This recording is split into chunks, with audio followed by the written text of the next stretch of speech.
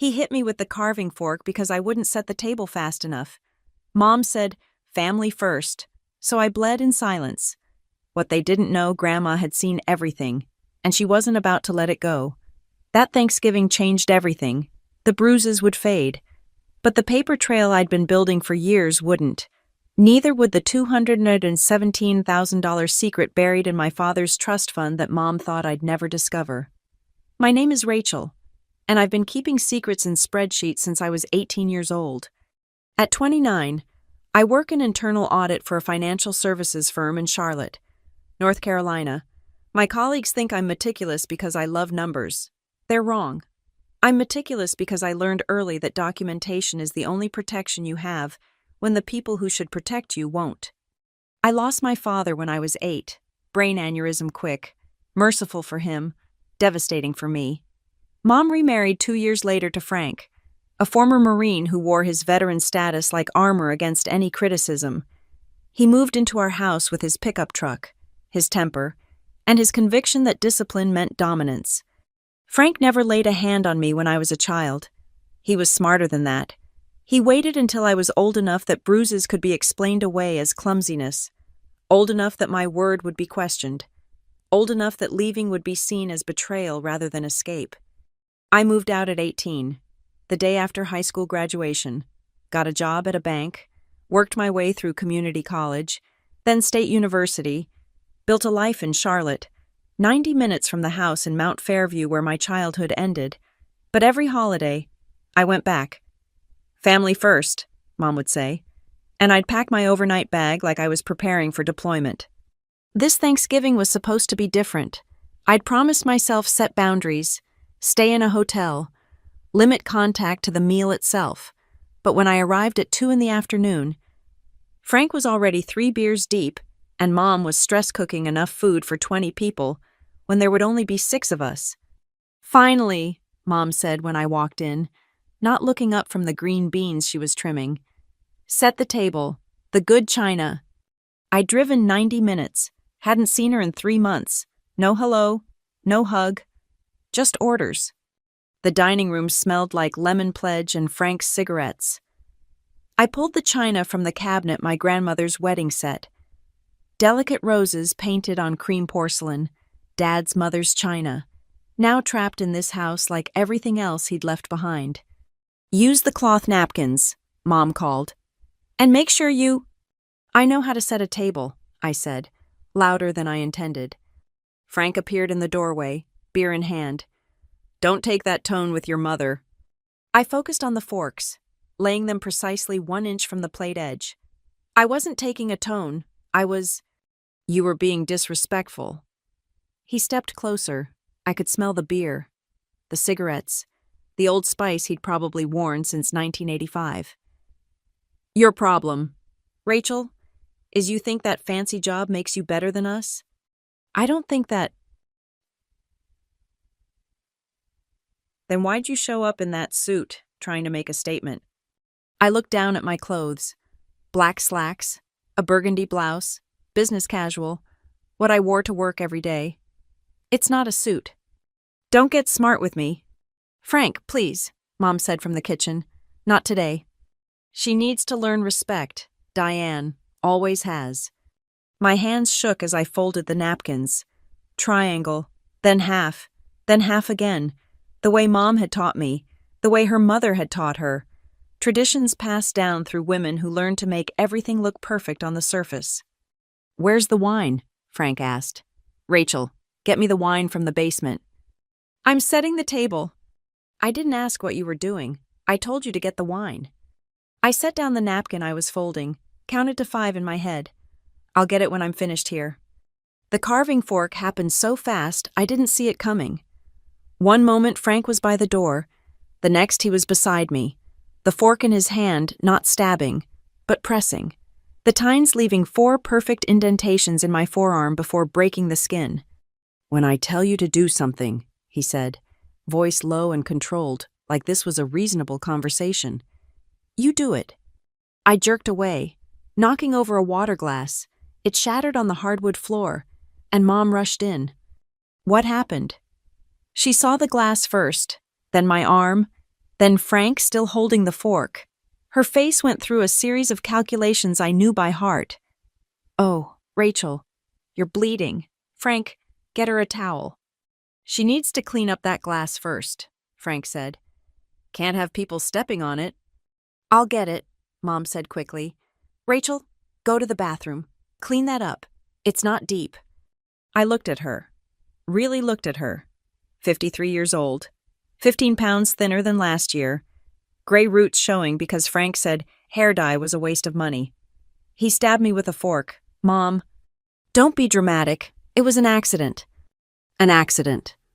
"We're all stressed. It's a holiday. Just please, Rachel, not today." "Not today," I repeated. When is a good day to talk about Frank attacking me with kitchen utensils?" Frank stepped forward. Mom put a hand on his chest. "She's upset," she told him. "You know how she gets. Rachel, go clean up. We'll forget this happened. Family first. Remember." Family first.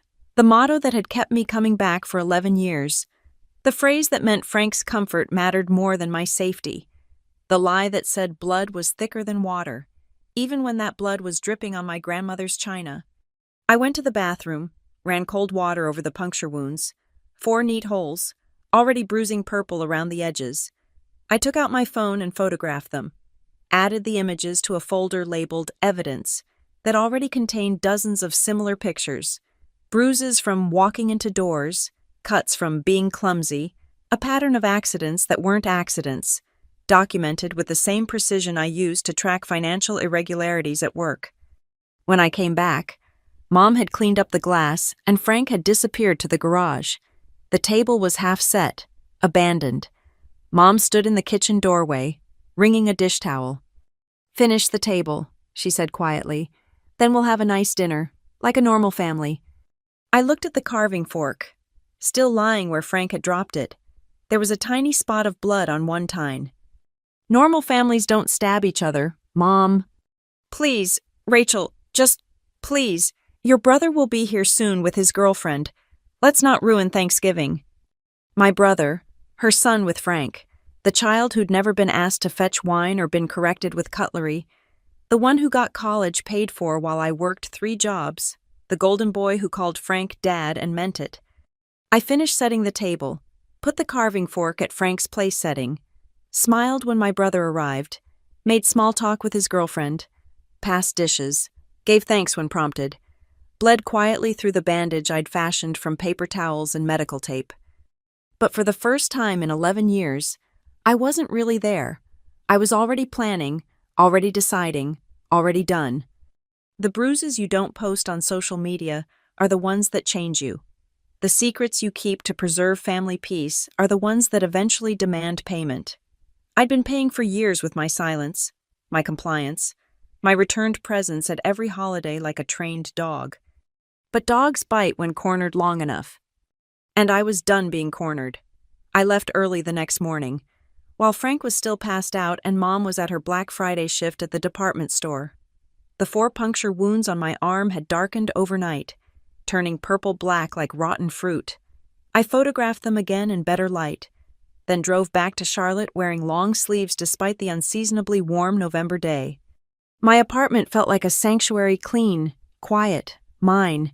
I made coffee and opened my laptop, pulling up the spreadsheet I'd maintained for 11 years, every dollar they'd taken, every request disguised as family obligation, every guilt trip that ended with my bank account lighter and their problems temporarily solved. The first entry was from my 19th birthday. Mom had called crying Frank had gotten laid off. They might lose the house. Could I help? Just this once? $500? I'd been making $8.50 an hour at the bank, living on ramen and hope, but family first, right. The entries multiplied from there. New roof, $3,000. Frank's truck repairs, $1,800. Mom's dental work because Frank's veteran benefits somehow didn't cover dependents, $2,400.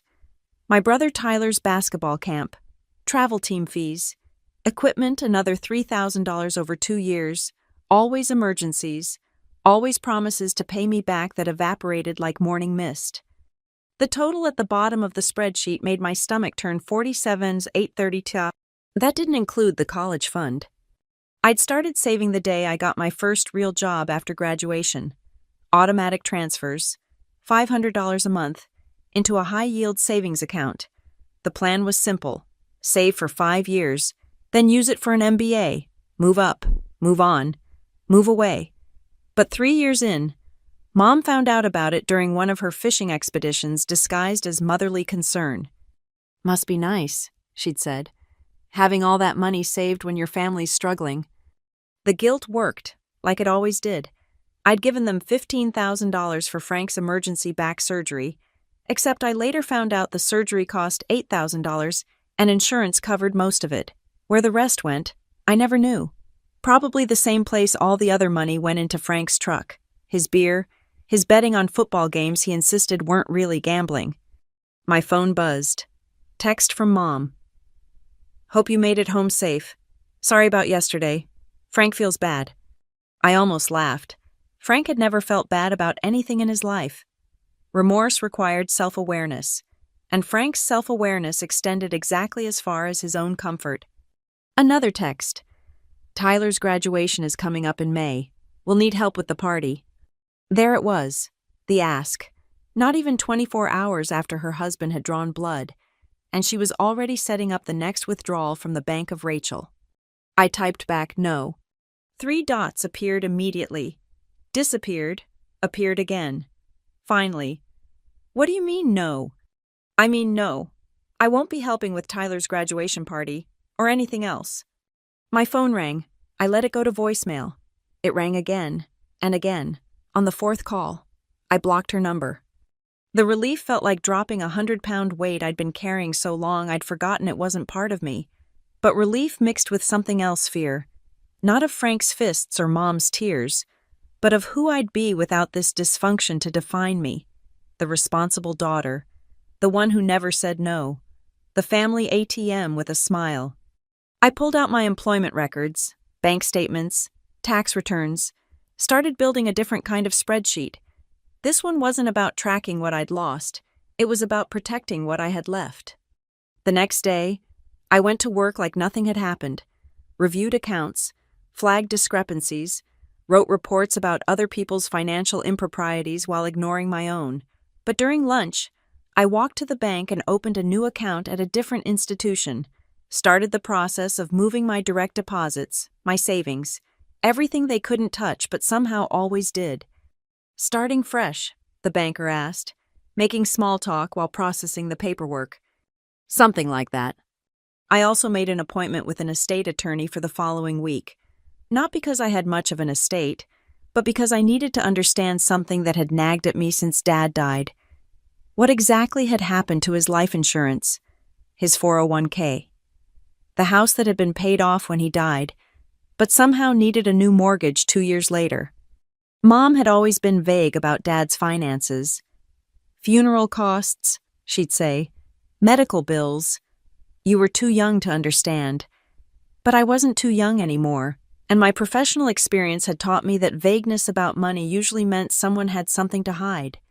That weekend, Tyler called from Mom's phone. "Rachel, what's going on?" "Mom's really upset." "She told you what happened." "She said you two had a fight and now you won't talk to her." "Did she mention Frank stabbing me with a fork?" Silence. Then, "She said there was an accident at dinner." "Tyler, he held me down and pushed a carving fork into my arm because I didn't fetch his wine fast enough. That's not an accident." "Come on, Rach, you know how Frank gets when he drinks. He didn't mean it." When someone doesn't mean it for 11 years, Tyler, that's called a pattern. He sighed, 22 years old and already perfecting the sound of exhausted disappointment. "Look, can you just apologize, make peace?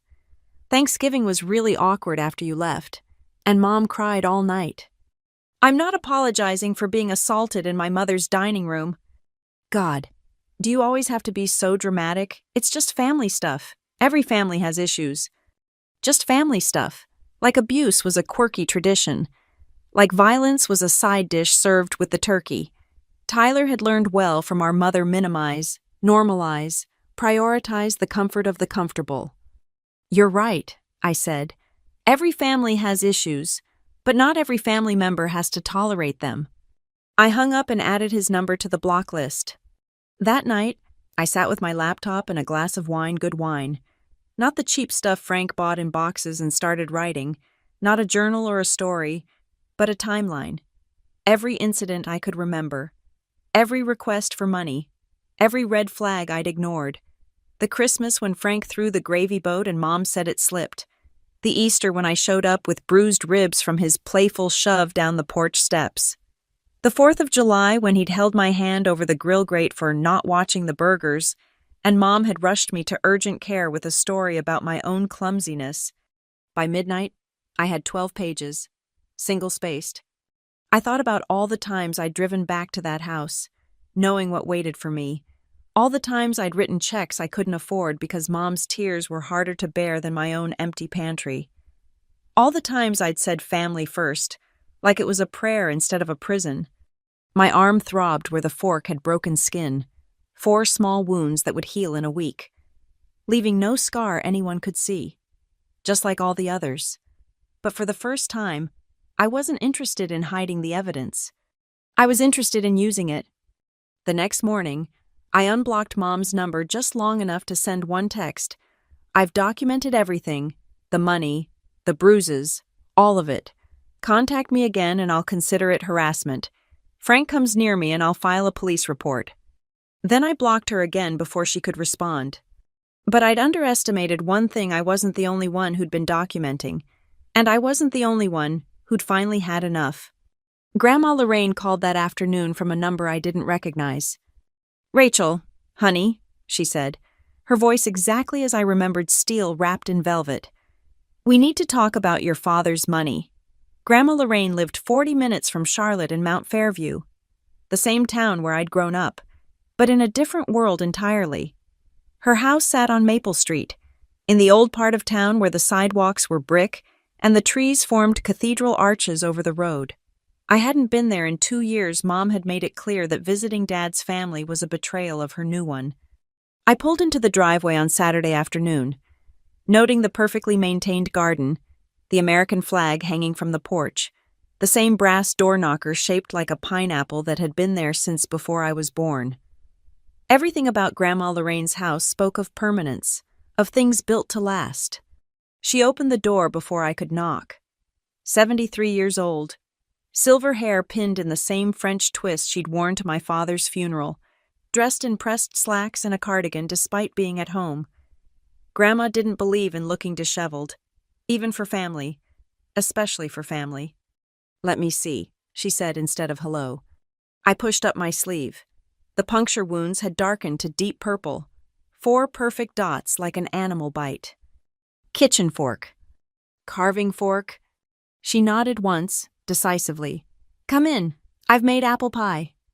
The house smelled like cinnamon and Murphy's oil soap, exactly as I remembered, everything in its place, every surface gleaming. Dad used to joke that his mother could spot dust from across a room and guilt it into leaving. But underneath the joke was truth. Lorraine Mitchell didn't tolerate disorder in her home or her life.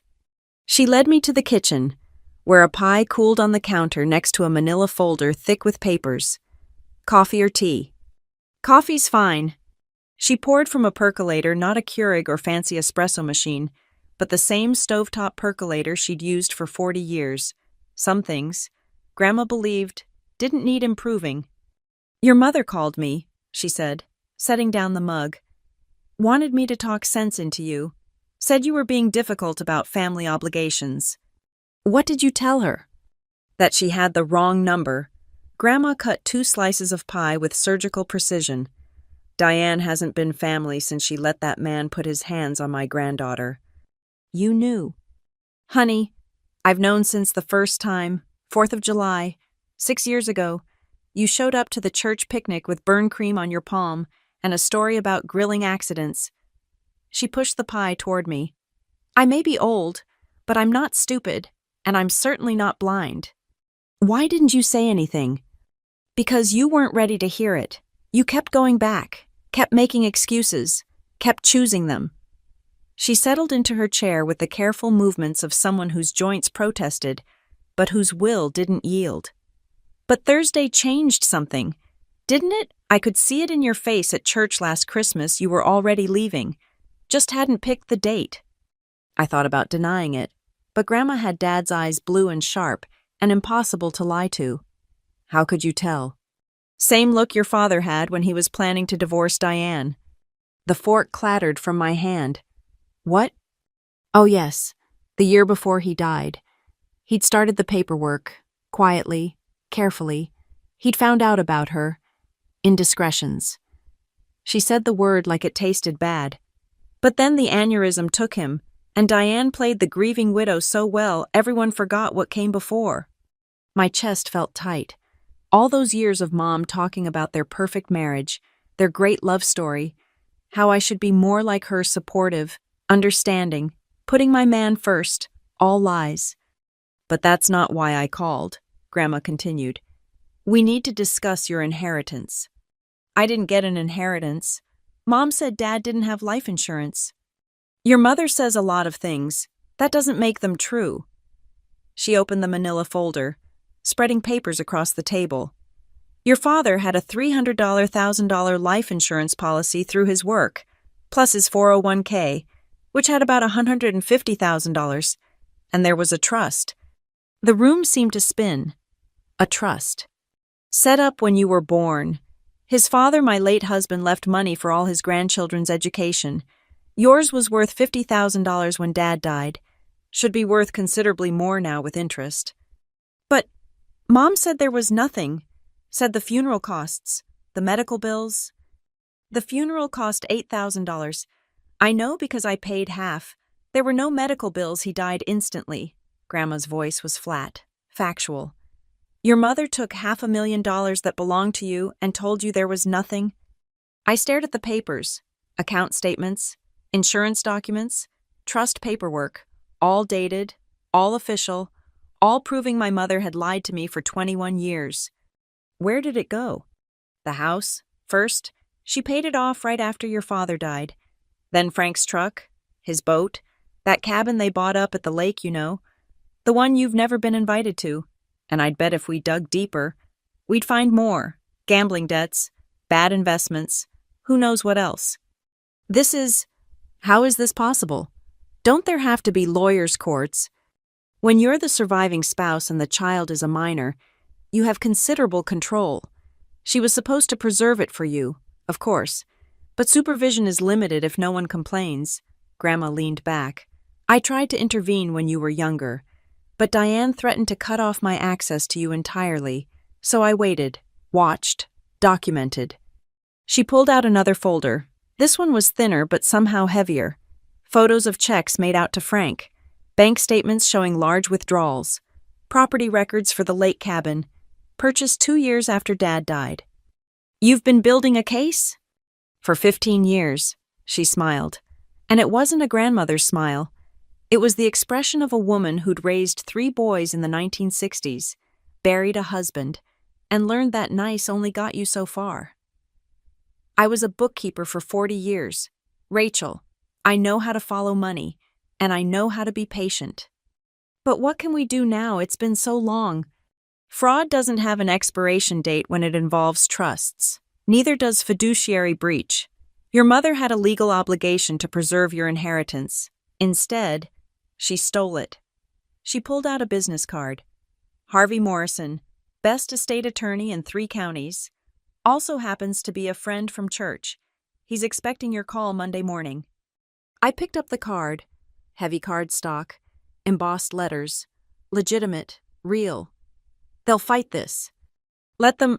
Frank's got a record. Did you know that 2 DUIs and a domestic violence charge from his first marriage? And your mother's been signing your name on tax documents for years, claiming deductions for support she never provided. Harvey found that particularly interesting. How do you know about the tax documents?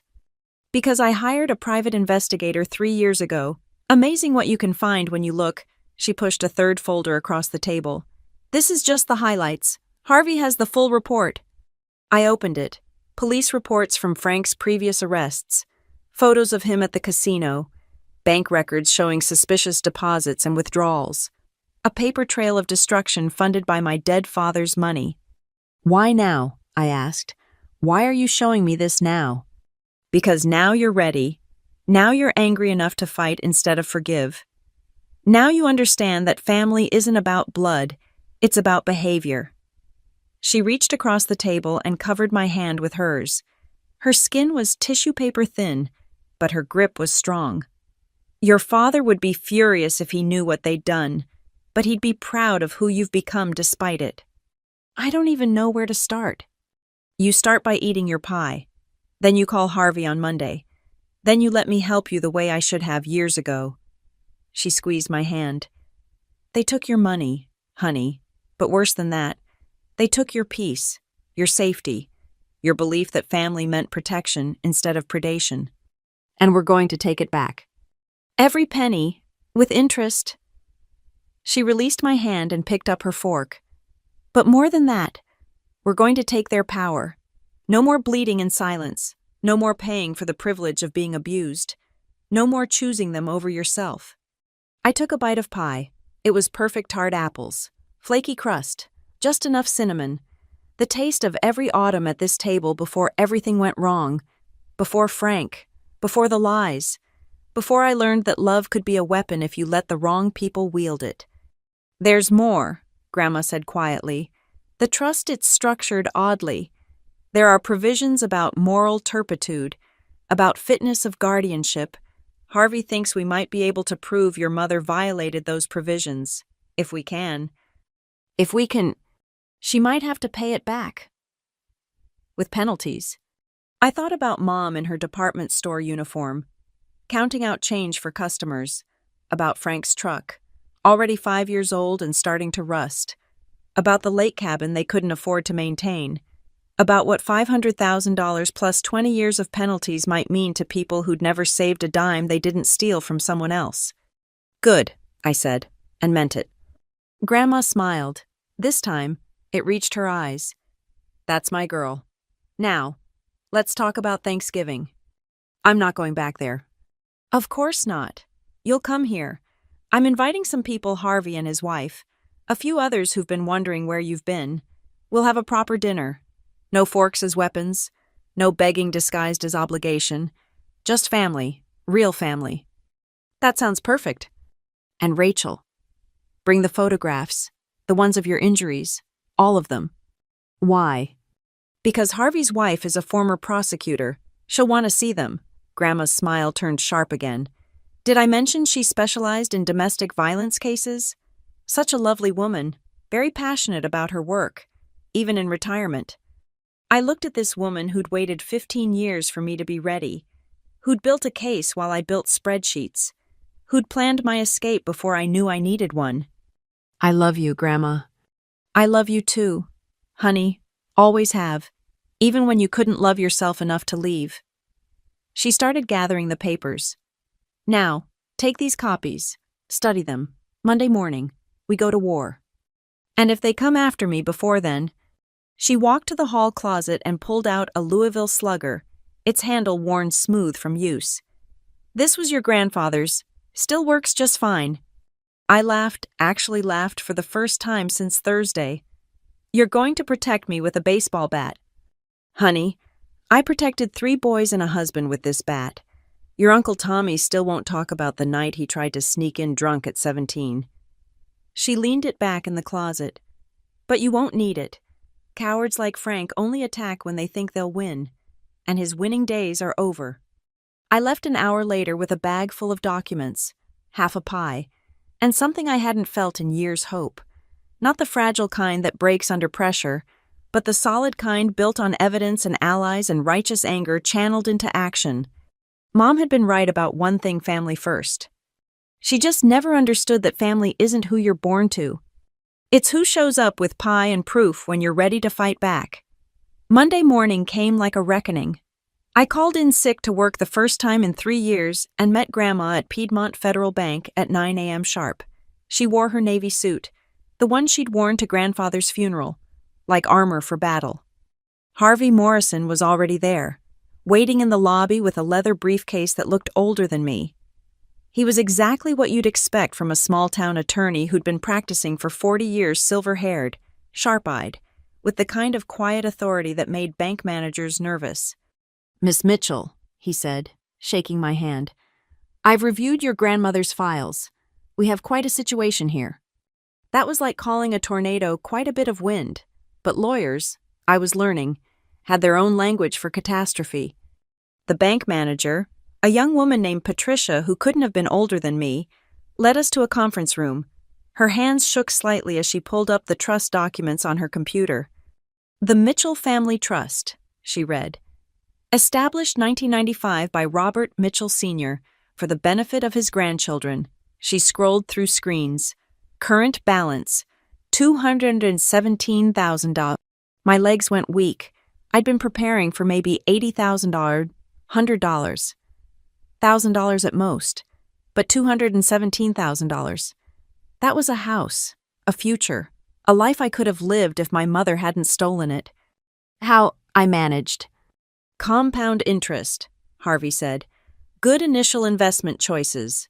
And," he paused, choosing his words carefully, "it appears someone has been adding to it." Grandma shifted in her seat. "Robert, my late husband, he was very specific about education funding. The trust was set up to pay out for college expenses directly to institutions. But after your father died, your mother never submitted any requests. Not for your community college, not for state university, nothing. Because she didn't want anyone looking too closely," Harvey added. "The trust has a supervision clause. Any withdrawal over $10,000 requires documentation and approval from the trustee." "Who's the trustee?" "Originally, it was your father. After his death, it should have transferred to you at age 25 or to a court-appointed administrator if you were unaware of the trust's existence." Harvey pulled out a document. "Your mother filed paperwork claiming you were unreachable and had herself appointed interim administrator." "Unreachable. I lived 90 minutes away." "Yes, well, fraud tends to require lies." He spread more papers across the table. "But here's where it gets interesting. As administrator, she had limited powers. She could invest the money, manage it, but significant withdrawals required documentation. So instead of taking from the trust directly, she took everything else," I finished. "The life insurance, the 401k, left the trust alone thinking no one would notice." "Exactly. Except," Patricia pulled up another screen. "There's an anomaly. In 2017, there was a withdrawal request for $50,000. A loan against the trust for emergency medical expenses. It was approved by the administrator, your mother, and a co-signer." She turned the screen toward us. There was my signature. Except it wasn't. The R was wrong. The L too looped. I'd been signing my name the same way since high school. And this wasn't it. "That's forgery," I said. "Yes," Harvey agreed. "It certainly appears to be. Patricia, we'll need copies of everything, every document, every transaction, every signature card." Patricia nodded, looking relieved to have clear instructions. "I'll have our legal department pull everything. This is very serious." "Where did the $50,000 go?" I asked. Harvey consulted his notes. "According to the documentation, it was for your back surgery." "I've never had back surgery." "No, but Frank did. That same year." He pulled out a medical bill. Interesting coincidence. We spent the next 2 hours going through everything. The trust documents, the forged loan paperwork, the insurance policies that had been cashed out without my knowledge, the 401k that had been drained before I even knew it existed. By the time we finished, Patricia looked sick, and I felt hollowed out. "What happens now?" I asked. "Now we build our case, criminal charges for the forgery, that's the clearest path, but also civil action for breach of fiduciary duty, fraud, and conversion of assets." Harvey closed his briefcase. "They'll have to account for every penny, and if they can't—" "Which they can't," Grandma interjected. "I've seen their finances. They're leveraged to the hilt. Second mortgage on the house, equity loan on the cabin, credit cards maxed out. Then they'll have to liquidate assets to pay restitution, the house, the cabin, vehicles, everything. I thought about Mom in her department store vest, talking about family first, about Frank and his recliner, demanding respect he'd never earned, about Tyler, coasting through college on my father's money while I worked 3 jobs. "Do it," I said. "All of it." Harvey nodded. "I'll file the paperwork this week. Fair warning once we do this. There's no going back. They'll know you're serious. They'll likely try to contact you, manipulate you, possibly threaten you. Let them try." But I underestimated how quickly they'd move. That evening, I came home to find Frank's truck in my apartment complex parking lot. He was leaning against it, trying to look casual, but I could see the tension in his shoulders, the way his hands kept clenching and unclenching. I parked far away and called 911. "There's a man who's threatened me before waiting at my apartment. I have a documented history of domestic violence with him." The dispatcher took my information, promised to send a unit. I waited in my locked car, watching Frank check his phone repeatedly. Finally, he started walking toward the building entrance. That's when I saw what he was holding: a key. My spare key, the one I'd hidden at Mom's house for emergencies. The police arrived before he could use it. 2 officers, both younger than me, but they took one look at Frank red-faced, arguing, holding a key to an apartment that wasn't his, and understood the situation immediately. "Sir, we need you to leave the premises," the taller officer said. "This is family business," Frank insisted. "I'm her father." "Stepfather," I corrected from across the parking lot. "And he's not welcome here." "Rachel, don't be stupid. We need to talk about this trust situation. Your mother's very upset." "Sir," the officer said again, "you need to leave. Now." Frank looked between us, calculating. For a moment, I saw what he wanted to do: the violence just under the surface, the rage at being challenged. But he also saw the officers' hands resting on their service weapons, their body cameras recording everything. "This isn't over," he said, throwing the key on the ground. "You ungrateful little—" "Sir," the officer's voice was sharp now. "Leave. Don't come back. Don't contact her again." Frank got in his truck, slammed the door, and peeled out of the parking lot. The officers waited until he was gone, then took my statement. I showed them the photos of my injuries from Thanksgiving, explained about the trust, the forgery, the ongoing situation. "You should consider a restraining order," the younger officer suggested. "With this documentation, you'd likely get one." "I'll talk to my lawyer." They gave me a case number, assured me they'd add this to the file. After they left, I picked up the spare key from the ground and went inside. Changed my locks that night, installed a doorbell camera the next day, started the paperwork for a restraining order by Wednesday. But the real surprise came Thursday afternoon when Grandma called. "You need to come over," she said. "Bring Harvey if you can. Diane just left, and you need to see what she brought." I met them at Grandma's house an hour later. On the kitchen table was a cardboard box filled with papers, old papers, yellow with age, some water-stained, all clearly neglected. "Your mother dropped this off," Grandma said. "Said it was your father's things, that I should have them." Then she started crying about how we were destroying her family. Harvey was already sorting through the papers with gloved hands. Insurance policies, bank statements, investment records. He paused. All from before his death. "Why would she give us these?" I asked. "Because she's scared," Grandma said. "She's trying to look cooperative, hoping we'll go easier on her if she helps." Harvey held up a document. "Or because she doesn't know what's in here." He showed us the paper, a bank statement from an account I'd never heard of. "This is from a different bank. Shows regular deposits. Looks like—" He studied it closer. "Your father was moving money, preparing for something." "The divorce," Grandma said quietly. "He was protecting assets." We went through everything. Dad had been systematic, careful. He'd opened accounts Mom didn't know about, moved money slowly, quietly, built a safety net for the future he'd never get to see. And then Harvey found it, a single sheet of paper tucked between 2 bank statements. Handwritten, Dad's writing, which I'd recognize anywhere. "For Rachel," It read, "If something happens to me, know that everything I have is yours. Your mother is not the person I thought I married. I'm trying to fix things, to protect you. But if I can't be strong, be smart. Don't let them dim your light. All my love, Dad." The room went silent. I read it again and again.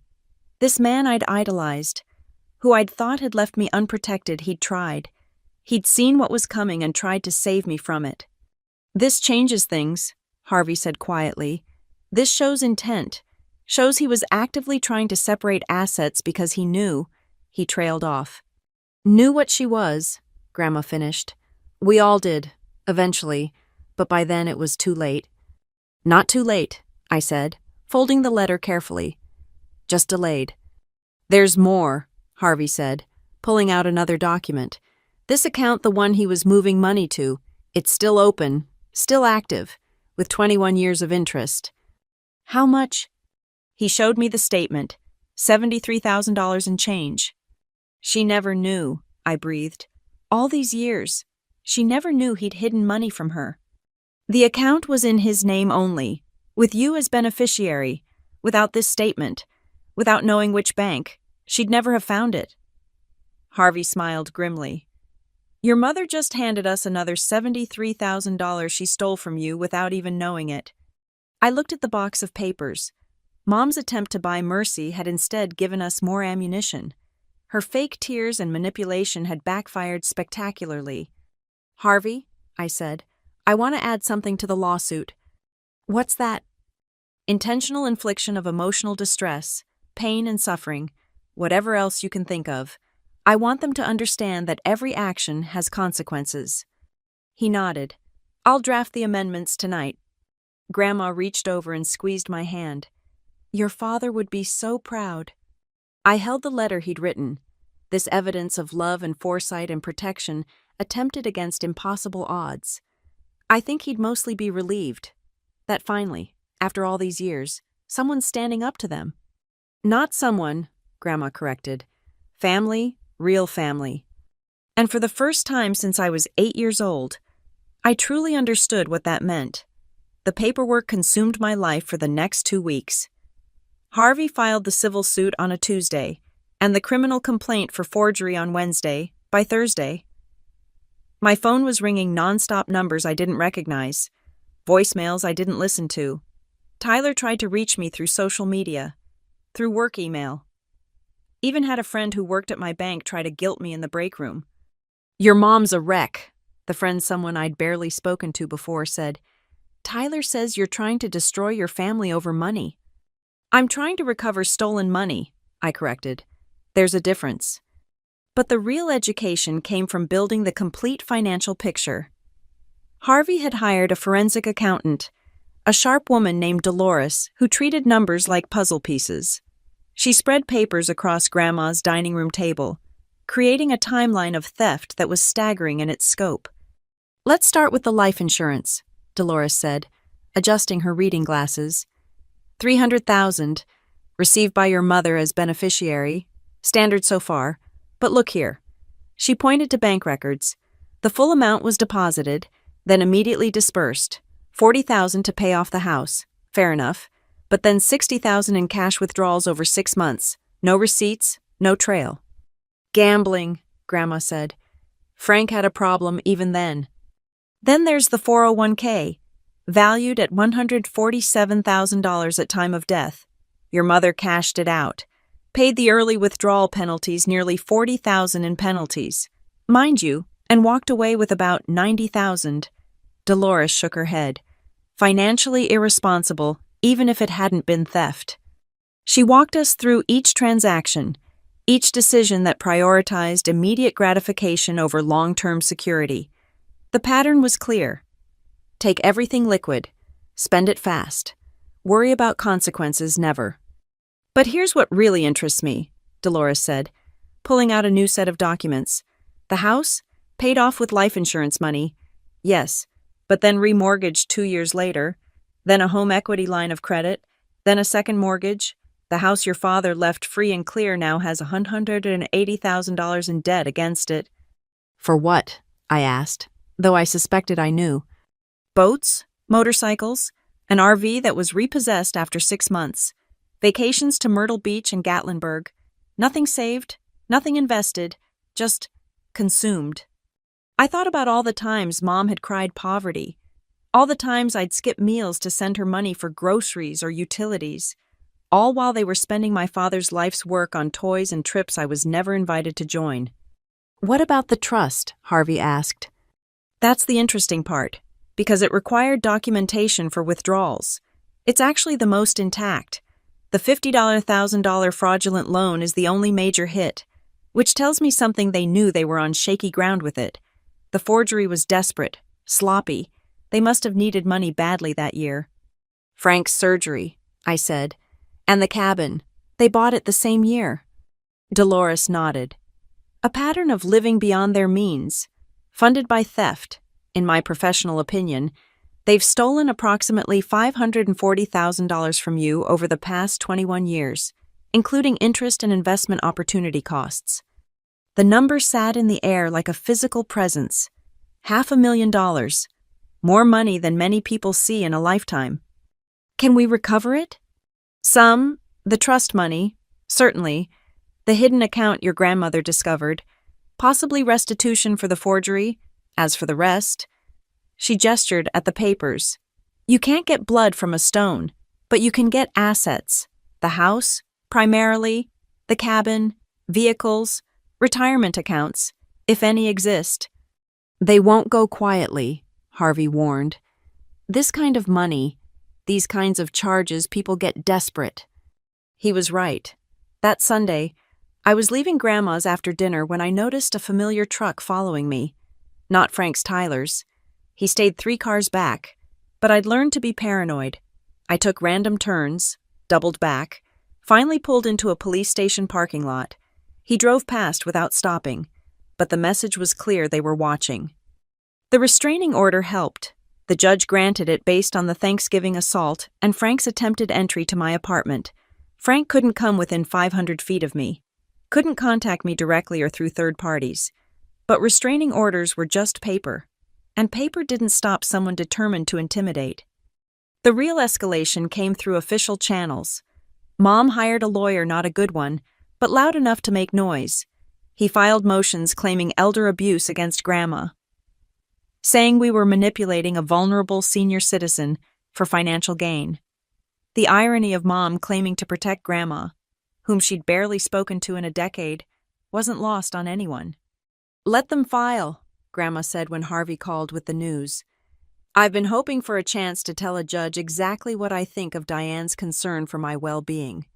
The lawyer also claimed the trust documents were forgeries, that I was lying about the assault, that this was all an elaborate scheme to steal from my loving family.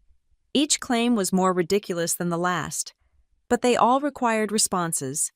All cost time and money to refute. "They're trying to bury us in paperwork," Harvey explained. "Make it so expensive and exhausting that we give up." Classic defense of the guilty. But Dolores had found something that changed the game. Buried in the box of documents Mom had unwittingly provided was a credit application from 2018. On it, she'd listed assets including Mitchell Family Trust, $200,000 as collateral for a loan. "She knew," Dolores said simply. "This proves she knew about the trust's value and tried to leverage it. That's intent to defraud." We were building our case document by document, evidence by evidence. I created my own spreadsheet tracking everything, every piece of paper, every date, every connection. My audit training finally serving my own interests instead of everyone else's. Late at night, I'd lie in bed thinking about compound interest, not just financial, but emotional. How each small betrayal had built on the last. How each dollar stolen had represented not just money but possibility. College without debt, a car that didn't break down monthly, the chance to save, to build, to choose my life instead of funding theirs. One evening, Harvey called with news. "The district attorney is interested. The forgery is clear-cut. But with the pattern of financial abuse, they're considering additional charges, fraud, elder financial abuse for the trust violations, possibly racketeering if we can prove ongoing conspiracy." Racketeering isn't that for organized crime? Your mother and Frank organized to commit crimes. The law doesn't require cement shoes and violin cases. I thought about them in orange jumpsuits instead of their lake cabin. It wasn't justice would be having my father back, having grown up safe, having the life they stole. But it was something. There's one more thing, Harvey said. The forensic accountant found irregularities in their tax returns, claiming deductions for supporting you when you were self-sufficient, possible disability fraud for Frank's back. He's been collecting checks while working under the table. The IRS might be interested. Do it, I said. Whatever you can prove, file it. Rachel. His voice was gentle. Once we involve federal authorities, this becomes very serious. Prison serious. Are you prepared for that? I touched my arm where the fork wounds had finally faded, leaving only memory. Thought about every Christmas alone because money was tight while they vacationed. Every birthday card empty of everything but guilt. Every time I'd apologized for existing in my own family. I've been preparing for this my whole life, I said. I just didn't know it until now. The next morning, I met with Dolores one more time. She had final numbers, final projections. We'd identified $73,000 in the hidden account, $217,000 in the trust, and potential recovery of another $150,000 through asset liquidation and restitution. Not the full $500,000 they'd stolen, but enough. Enough to build the life they'd tried to prevent. You know what the real irony is, Dolores said as we packed up the papers. If they'd just been decent to you, none of this would have happened. You'd have shared it with them willingly, helped them responsibly. Their greed cost them everything. I thought about that as I drove home. How different life might have been with love instead of manipulation, with protection instead of predation, with family that acted like family. But then I thought about Grandma, with her file folders and her baseball bat, and her patient faith that I'd eventually fight back. About Harvey, working for half his usual rate because he believed in justice. About Dolores, hunting through numbers like a bloodhound seeking truth. Maybe I'd lost my first family, but I was building a better one. Document by document, truth by truth, one paper trail at a time. The invitation arrived on a Tuesday, 3 weeks before Christmas. Grandma's handwriting on cream-colored cardstock, formal and old-fashioned. Mrs. Lorraine Mitchell requests your presence for Sunday dinner, December 22nd, 4:00 p.m. Kindly RSVP. I called her immediately. What are you planning? Just a little family gathering, she said, too innocent. Nothing fancy. I'm an old woman who wants her loved ones around her table. Grandma. Wear something nice, dear, and bring your appetite. I'm making pot roast. She hung up before I could ask more questions, but I knew that tone the same one she'd used before announcing she'd hired a private investigator. Grandma was planning something. The next few weeks passed in a blur of legal procedures. The criminal case was moving forward, with Frank and Mom both charged with forgery and fraud. Their lawyer kept filing delays, but the DA seemed confident. The civil case was stronger still, especially after Dolores found more hidden accounts, more evidence of systematic theft. But it was the IRS audit that really had them panicked. Tyler called from a blocked number, catching me at work. They're going to lose everything, he said without preamble. The house, the cabin, their retirement, everything. They should have thought of that before they stole everything. It wasn't stealing. They were managing your money because you were a kid. I haven't been a kid for 11 years, Tyler, and managing doesn't mean spending it on boats and vacations. You gotta go to college. I paid for college, working 3 jobs while you played basketball on Dad's dime. Silence. Then, he wasn't your dad. No, I agreed. My dad was the one who tried to protect me from this, whose money you're living on while pretending I'm the bad guy. Family forgives. I hung up. Family forgives. Family first. Family stands together. All the mantras I'd been taught, all designed to protect the guilty and silence the victims. December 22nd came cold and bright. I arrived at Grandma's to find several cars already in the driveway. Through the window, I could see people milling around, dressed in their Sunday best. There she is. Grandma opened the door before I could knock. She wore her pearl necklace and the brooch Grandpa had given her for their 40th anniversary, battle armor disguised as heirloom jewelry. Inside, I recognized some faces. Harvey and his wife Margaret, who turned out to be the former prosecutor Grandma had mentioned.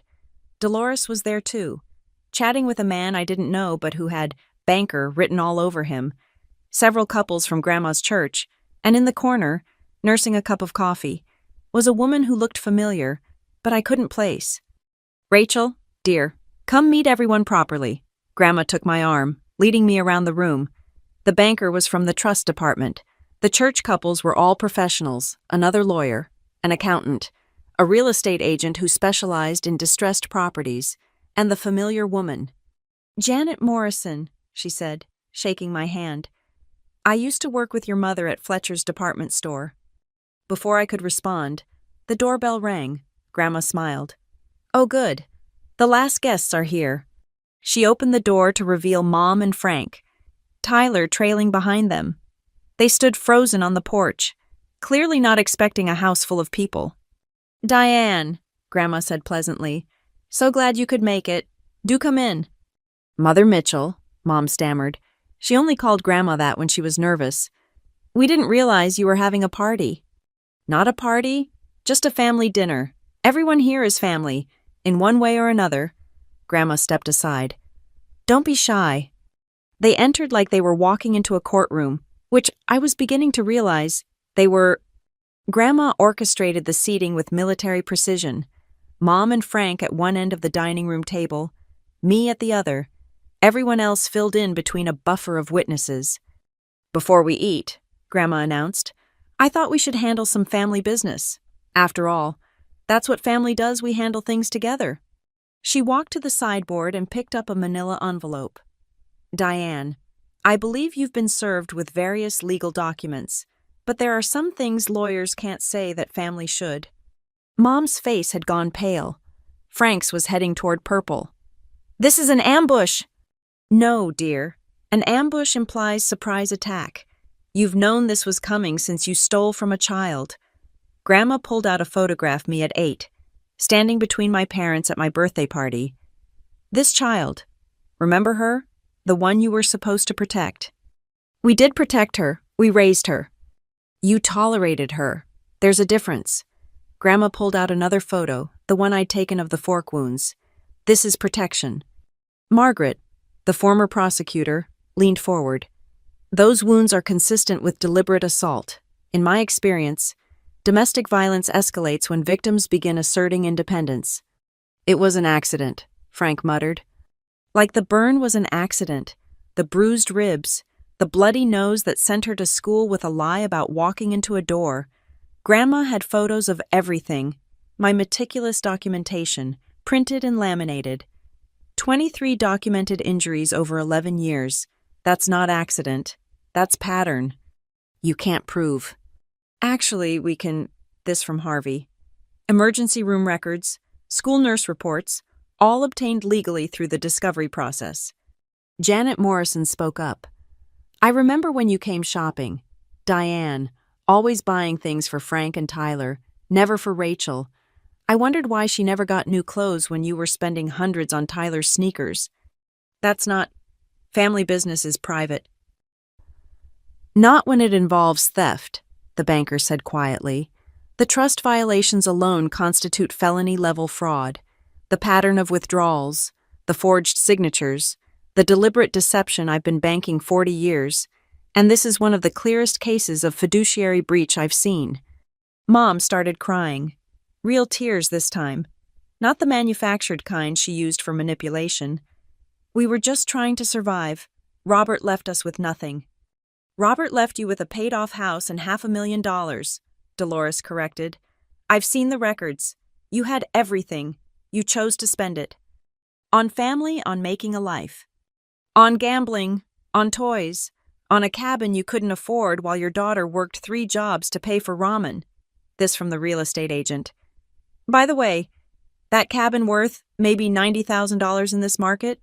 The $150,000 you paid was about $60,000 too much. Even your theft was financially incompetent.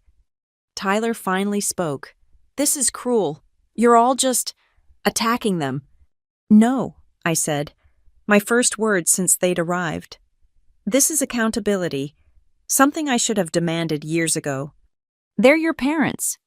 She's my mother. He's her husband who assaulted me regularly while she watched. And you're my half-brother who benefited from money stolen from me while calling me dramatic for objecting. I looked at each of them in turn. You want to talk about cruel is making a child feel guilty for existing. Cruel is stealing her future to fund your present. Cruel is teaching her that love comes with a price tag and the bill is always due. Grandma returned to the sideboard, picking up a second envelope. This contains an offer. One time, non-negotiable. Sign over the trust without contest. Agree to full restitution for the forgery. Vacate the house within 60 days. It'll be sold to partially cover what you owe. Drop all countersuits. Accept the criminal plea deal the DA is offering. And if we don't, Frank's voice was pure belligerence. Margaret smiled, and it wasn't pleasant. Then we proceed to trial. All of it. Criminal charges for assault, fraud, forgery, elder abuse, civil suits for conversion, intentional infliction of emotional distress, punitive damages, IRS prosecution for tax fraud. I've consulted with the current DA. He's very interested in making an example of family financial abuse. Prison time, Harvey added helpfully. Significant prison time, 5 to 10 for the fraud alone, more for the assault charges, and that's before the federal charges. You can't. We can. Grandma's voice cut through Frank's bluster. And we will. You stole from my granddaughter. You hurt her. You made her doubt her worth and pay for your failures. That ends now. Mom was sobbing. Real, ugly sobs that shook her whole body. For a moment, I almost felt something. Then I remembered all the times she'd turned away while Frank raged. All the times she'd chosen his comfort over my safety. All the times she'd cried about money while spending what was mine.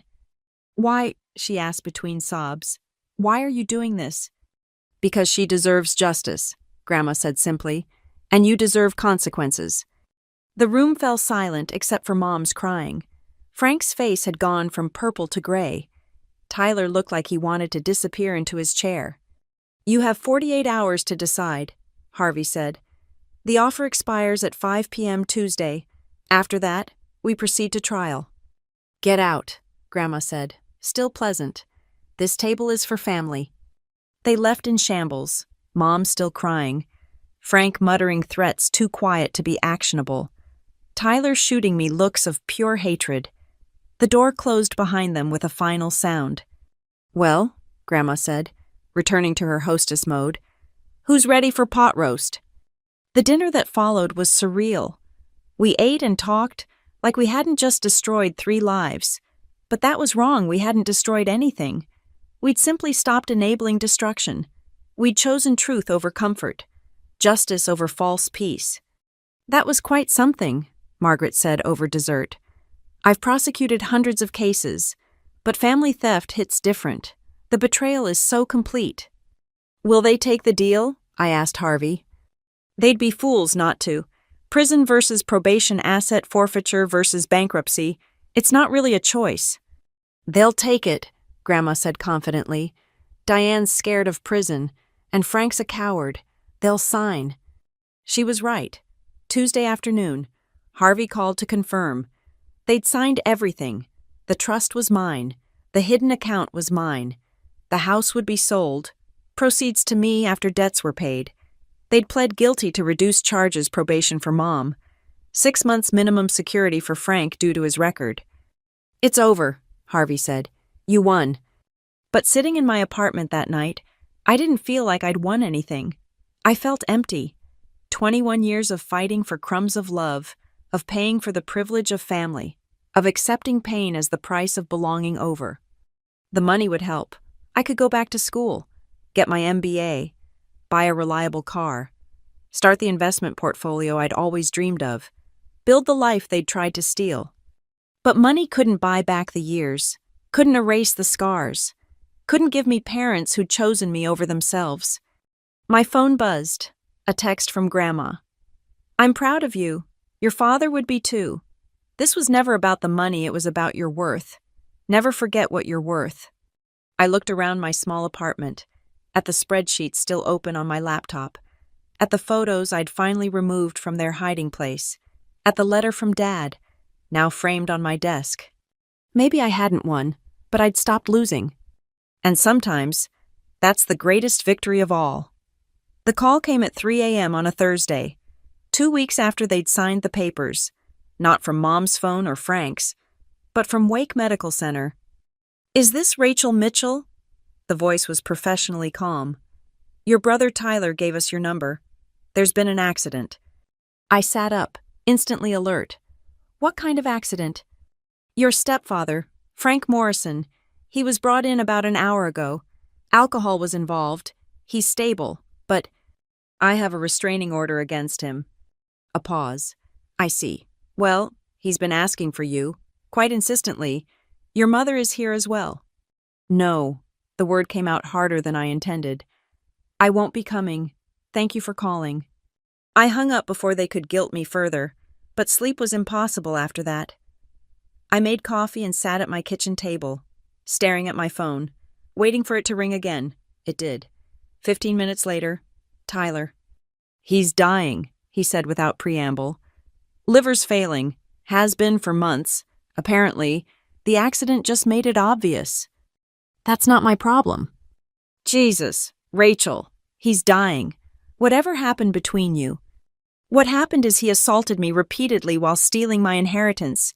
He's in this situation because of his own choices. Mom needs you. Mom needed me to be her ATM and punching bag. I'm neither anymore. You're really not coming, even now. I thought about it. Really thought about it. The trained response to run when family called. To forgive the unforgivable. To show up and shut up and pay up. But that girl was gone. Bled out through fork wounds and burnt flesh and bruised ribs. No, I'm really not coming. He hung up on me. I blocked his number and went back to bed. The next morning, Grandma called. Diane left 6 voicemails on my machine. Frank's in bad shape. I know. The hospital called. Are you going? Would you? She was quiet for a moment. No, but I'm old and bitter. You're young. I don't want you to have regrets. My only regret is not leaving sooner. Then that's your answer, honey. Stand by it. But standing by it was harder than I'd expected. Mom found ways around the blocked numbers calling from the hospital. From Janet Morrison's phone. From numbers I didn't recognize, I stopped answering unknown calls. She sent emails to my work address until I had it block her. She even sent a certified letter. Pages of guilt and manipulation dressed up as a mother's plea. Frank died 6 days later, I found out from Harvey, who'd heard from their lawyer. Liver failure complicated by pneumonia. The funeral is Saturday. They'll expect me there. Expectation and obligation are different things. You owe them nothing. But Tyler wasn't done. He showed up at my office Friday afternoon, slipping past security with a visitor's badge. I found him waiting by my desk when I returned from a meeting. Get out. 5 minutes. Please, just 5 minutes.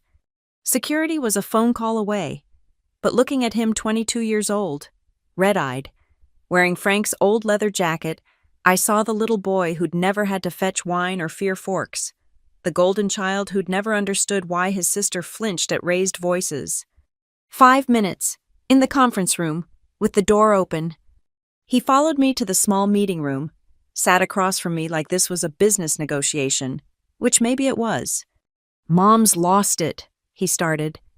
She just sits and cries. The house is in foreclosure. Did you know that? They were behind even before all this, and now with Frank gone, she can't afford anything. That's not my problem. I know. You've made that clear. He leaned forward. But Rachel, she's our mother. She's your mother. Mine would have protected me. She was doing her best. No, she was doing what was easy. There's a difference. He pulled out his phone, showing me a photo. Mom at Frank's bedside, looking haggard and small. Look at her. Look what this has done to her. What this has done, Tyler. She stole $500,000. She watched Frank hurt me for over a decade. She chose him every single time. This isn't something that happened to her.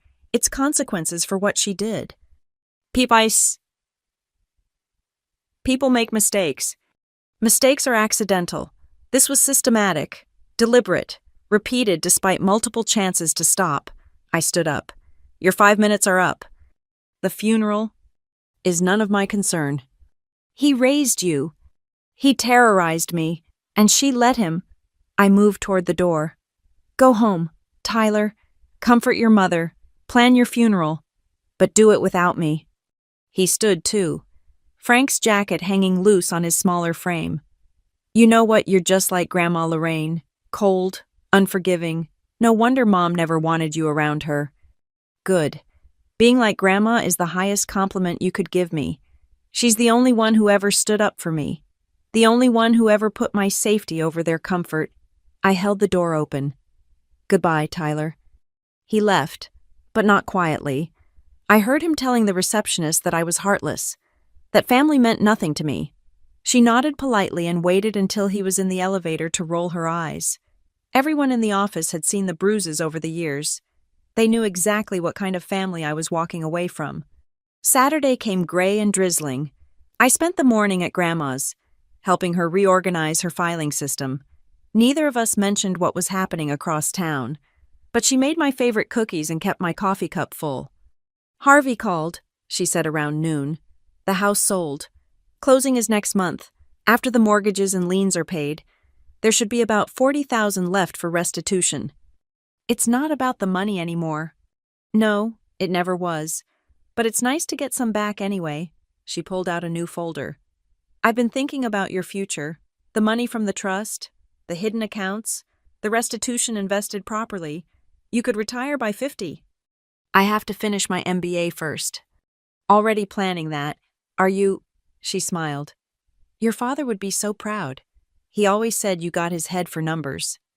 We worked in comfortable silence after that, organizing papers that told the story of justice served cold but thoroughly, around 2. My phone buzzed with a text from an unknown number. I almost deleted it, then saw the preview. He's in the ground. Hope you're happy. I showed Grandma. She read it, then deleted it for me. Some people think grief excuses cruelty. They're wrong. Your happiness isn't dependent on their misery, and their misery isn't your responsibility. That evening, back in my apartment, I sat with my laptop and the forms for MBA programs. Harvard, Wharton, Stanford, schools I'd never dreamed I could afford. Now within reach, I started filling out applications, writing essays about overcoming adversity and defining success. My phone rang. Unknown number. This time, I answered. Ms. Mitchell. This is Sharon Hewitt from Social Services. I'm calling about your mother, Diane Morrison. She's listed you as next of kin. I have a restraining order against her. I see. That complicates things. She's been admitted for psychiatric evaluation. Neighbors called after she was found wandering the street in her nightgown, talking about needing to find money for groceries. She's not my responsibility. I understand. We'll make other arrangements. She paused. I'm sorry for your loss. Which one? I asked, but she'd already hung up. I thought about Mom, lost and confused, reaping the whirlwind she'd sown. Thought about Tyler, burying the only father he'd known. Thought about Frank, dying from a lifetime of choices that prioritized momentary pleasure over lasting health. Then I thought about myself, 29 years old, bruised but not broken, scarred but not stopped, free. I submitted the first MBA application at midnight, then another, then another.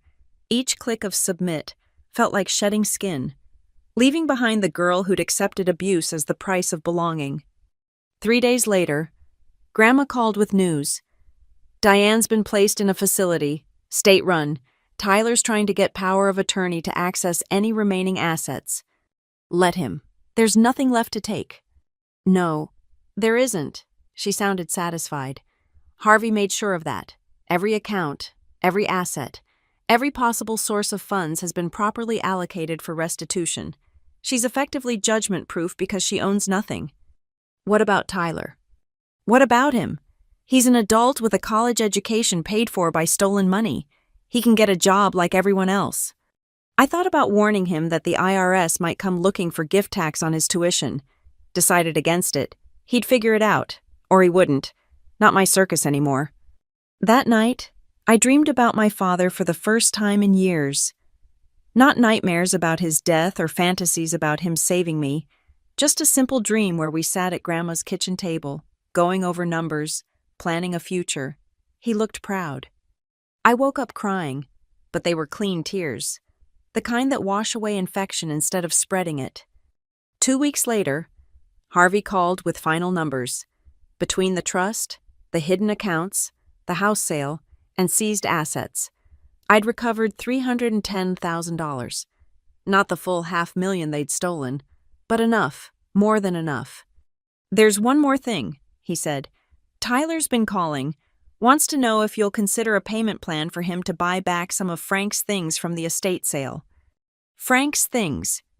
Tools, mostly, some fishing equipment, sentimental value. He says, I thought about it. Thought about Tyler in Frank's jacket, carrying on the legacy of a man who'd shown him only the good side, the side I'd never seen. He can have them, no charge. That's generous. No, it's strategic. He wants to remember Frank. Let him carry those tools and that jacket and those memories. Maybe he'll also carry the weight of knowing what they cost. Harvey chuckled. You're definitely Lorraine's granddaughter. That felt like the highest praise possible. Because Grandma had been right all along, family isn't about blood or obligation or forgiveness without repentance. It's about showing up with pie and proof when someone's ready to fight back. It's about keeping records and keeping faith that justice delayed isn't always justice denied. It's about knowing that sometimes the most loving thing you can do is refuse to enable one more minute of destruction. The restraining order was still in effect. The no-contact directive still stood. But I didn't need paper to protect me anymore. I had something better, the absolute certainty that I'd never go back. Never apologize for existing. Never pay for love that came with interest rates and injury. Frank was in the ground. Mom was in a facility. Tyler was on his own. And I was free. Finally, blessedly, expensively free. Frank was dead, but his ghost haunted the paperwork. 6 weeks after the funeral, Harvey called with updates on the estate settlement. I sat in my apartment, laptop open to MBA program websites, listening to him detail the final untangling of my stolen inheritance. The IRS audit revealed more than we initially thought, he said.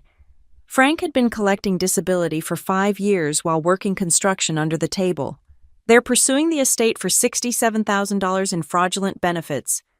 The estate that has no assets because everything went to restitution. Exactly. Which brings us to your mother. Papers rustled on his end. The facility contacted me as her last known legal contact. She's been diagnosed with severe depression and anxiety. They're recommending long-term care. Paid for by the state, I assume, since she's indigent. Yes, but Tyler's been making noise about getting her released to his care. I almost laughed. Tyler, who'd never held a job longer than a summer, planning to care for our mother on his zero income. Good luck with that. There's something else. We received a package at the office addressed to you. From Diane. The facility screened it, just papers. They said, should I forward it? I thought about it. Did I want to read whatever guilt-laden manifesto she'd penned from her hospital bed? Then again, documentation had been my salvation. Maybe hers would be educational too. Send it. I'll add it to the file. The package arrived 3 days later, not a letter, as I'd expected, but a journal. Worn leather cover, pages yellowed with age. I recognized it immediately, Mom's diary from when she'd first married Frank. I'd seen her writing in it years ago, before she'd hidden it away. I made coffee before opening it, steeling myself for whatever revision of history she'd constructed. But the first entry stopped me cold. September 15th, 2005. Frank hit me today. Rachel was at school. He said I was too soft on her. that she needed a firm hand. When I disagreed, he showed me what firm meant. I can't let Rachel see the bruise. She's already lost so much. I read that again, then again. Mom knew, from the beginning. She knew what Frank was, and she'd stayed anyway. The entries painted a picture I'd never imagined. Mom, caught between protecting me and protecting herself, gradually choosing self-preservation until it became habit. Each incident minimized, rationalized, rewritten until she believed her own lies. December 2nd, 2005. Frank says Rachel's too sensitive, that she exaggerates. Maybe he's right. Maybe I'm babying her. He's trying to make her tougher. That's what men do, right? Make you stronger. July 4th, 2009. The burn was an accident. Had to be. Frank loves Rachel in his way. He's just not good at showing it. We'll get her hand looked at. Make up something about fireworks. No need to make it bigger than it is. Page after page of delusion. But between the lines, I could read the truth. A woman so desperate to keep her second chance at marriage that she'd sacrifice her daughter's safety. A mother who'd chosen a man over her child and spent years justifying it. The last entry was recent, dated the day after Frank died. He's gone. The house is gone. Rachel's gone. I gave up everything for a man who gave me nothing but bruises and debt. I see that now. Too late. Always too late. But I can give her the truth. Maybe she'll understand. Maybe she'll forgive. Maybe I'll forgive myself.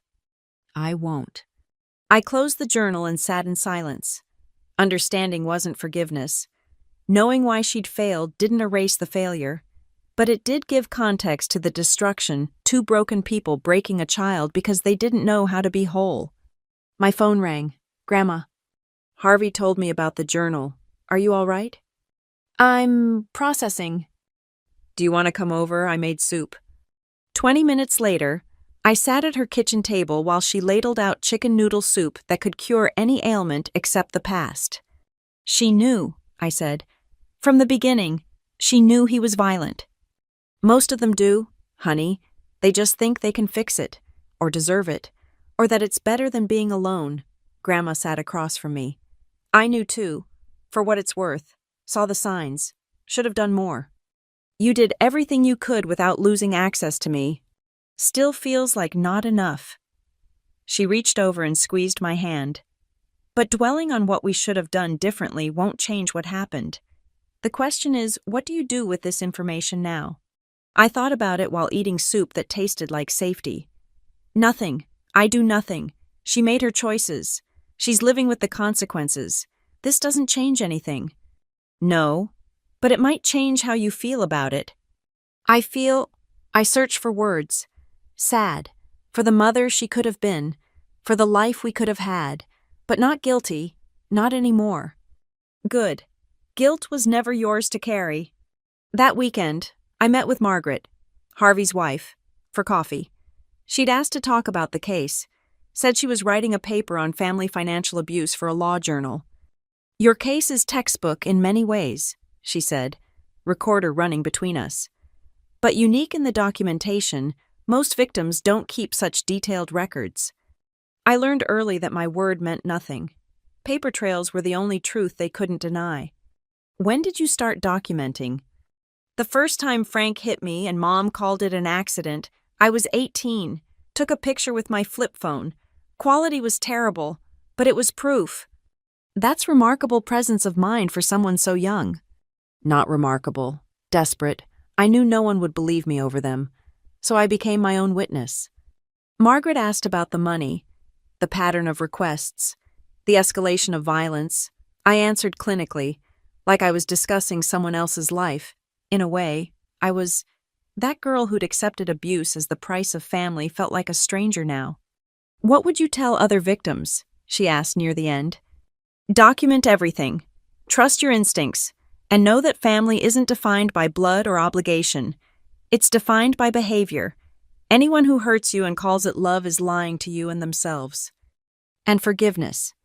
Forgiveness is overrated. Safety is not. She clicked off the recorder. Off the record, I'm glad you got out. And got justice. Is it justice? Though Frank's dead, Mom's broken, Tyler hates me, I got some money back, but at what cost? The cost was paid when they chose to abuse and steal. You just collected what was owed. Never apologize for that. Monday morning brought acceptance letters. Harvard waitlisted.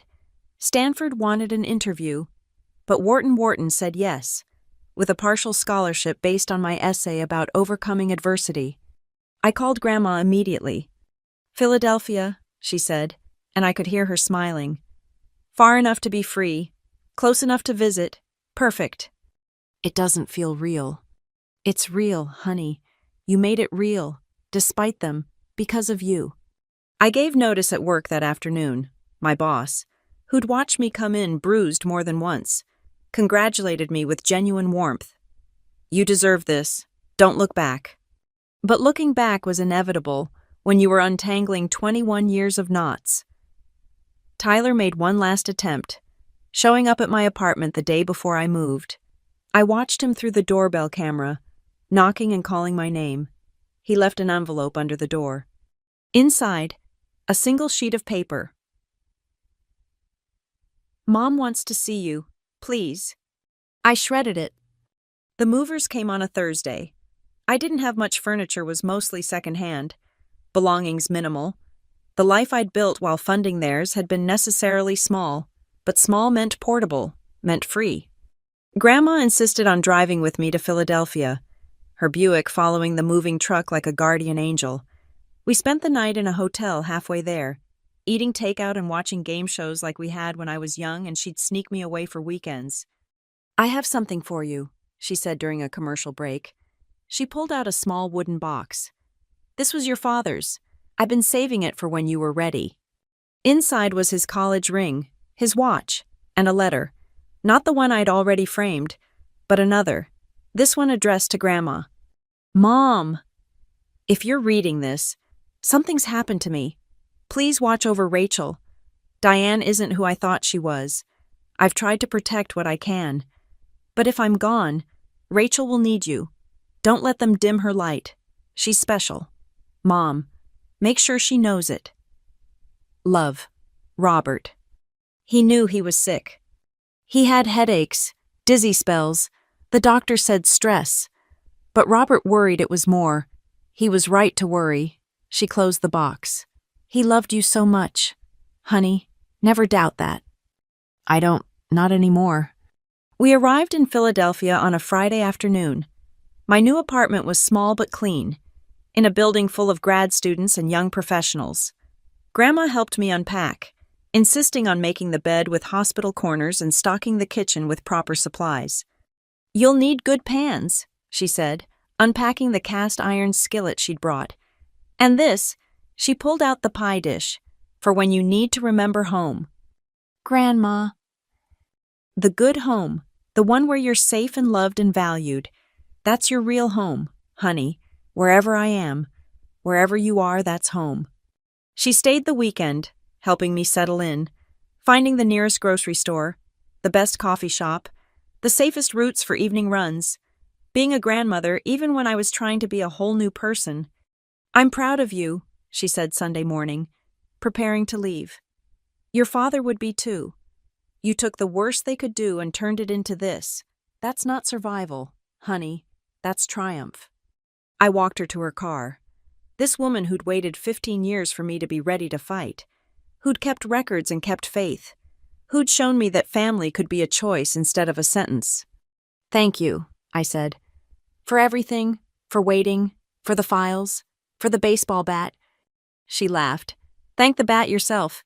It's in your closet, just in case. I won't need it. No, you won't. You've got something better now, the knowledge that you can save yourself, that you already have. She hugged me tight. Call me when you start classes. I want to hear everything. I watched her drive away, then walked back to my new apartment. My apartment, paid for with my money, earned through my job, protected by my boundaries. The journal Mom had sent sat on my desk.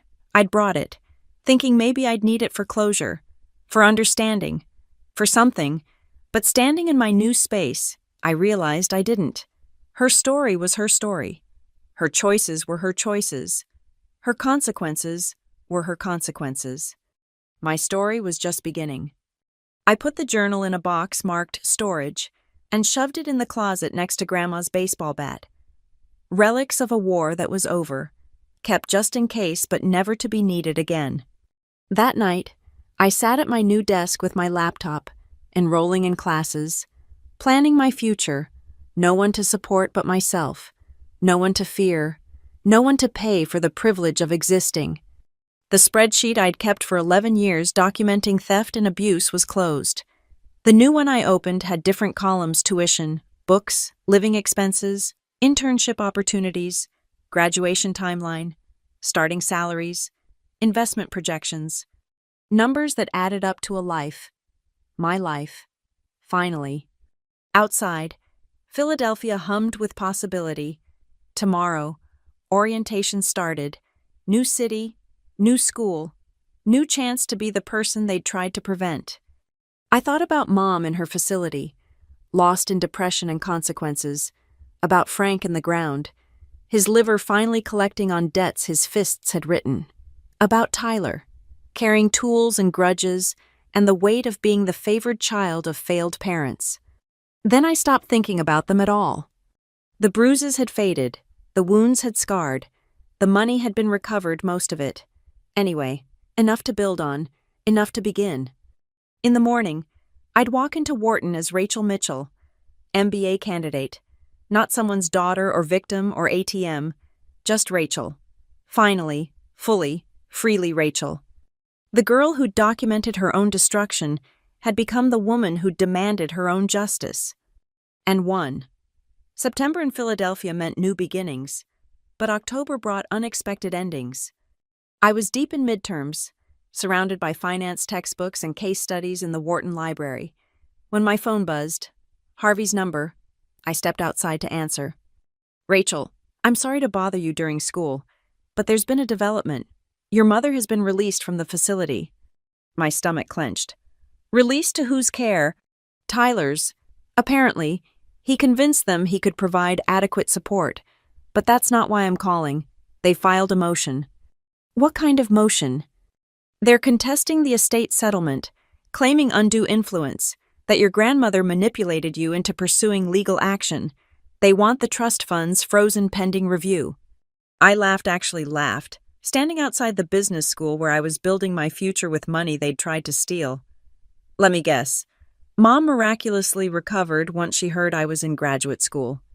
The timing is certainly suspicious, but here's the thing. They have a lawyer, not a good one, but someone willing to file papers. The question is, where did they get the money? Tyler? He still had one more semester of college funded by the stolen money. He must have dropped out, taken the refund.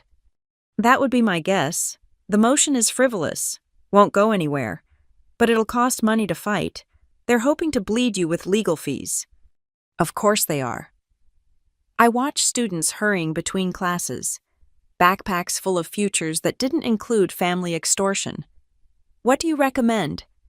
Let me file a motion for sanctions, vexatious litigation, make them pay your legal fees when they lose. It'll end this quickly. Do it. But ending things was never quick with Mom and Tyler. The motion was denied, but they filed another, then another, each one more desperate than the last, claiming I'd forged documents, that Grandma was senile, that Frank had been murdered poisoned somehow to trigger his liver failure. They're grasping at straws, Margaret told me during one of our coffee meetings. She'd been following the case for her article. But desperate people do desperate things. Be careful. I was careful, changed my routes to campus, installed extra locks, kept Grandma's baseball bat within reach, but I couldn't control everything. The call came on a Wednesday night. Not Harvey this time, but Grandma herself, her voice shaky in a way I'd never heard. Honey, I need to tell you something. Don't panic. Panic was immediate. What happened? Someone broke into my house while I was at church. They made a mess, went through everything. I was already grabbing my keys. I'm coming.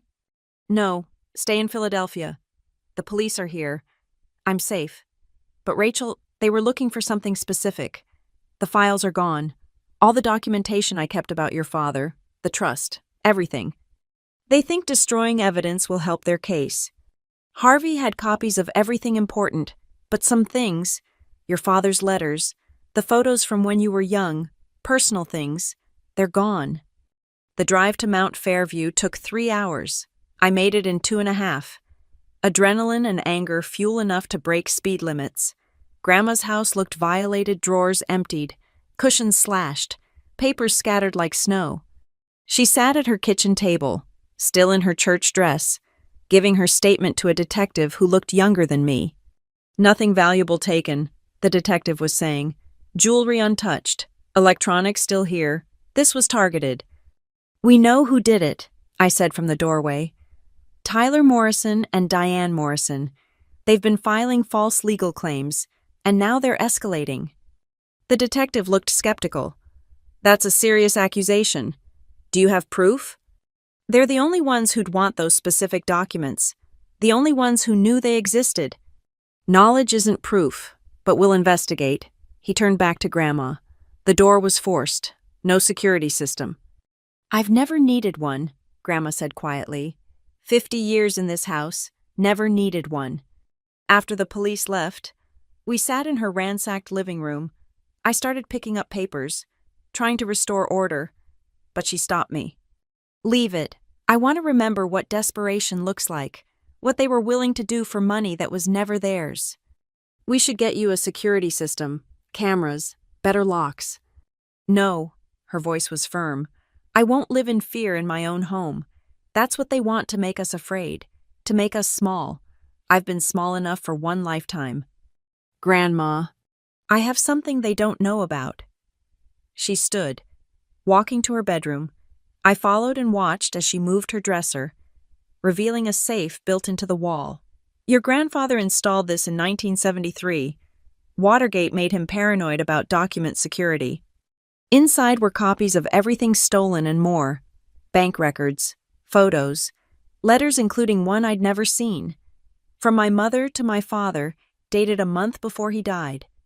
Robert, I know what you're planning. The divorce papers you hide in your car aren't as secret as you think, but you should know I'm pregnant. Tyler is yours. Do what you want, but think about your children, both of them. Diane. She trapped him, I whispered. She knew he was leaving and got pregnant to stop him. Or said she was. Tyler came 3 weeks early. Remember, very healthy for a premature baby. Grandma's expression was grim. I always wondered about the timing.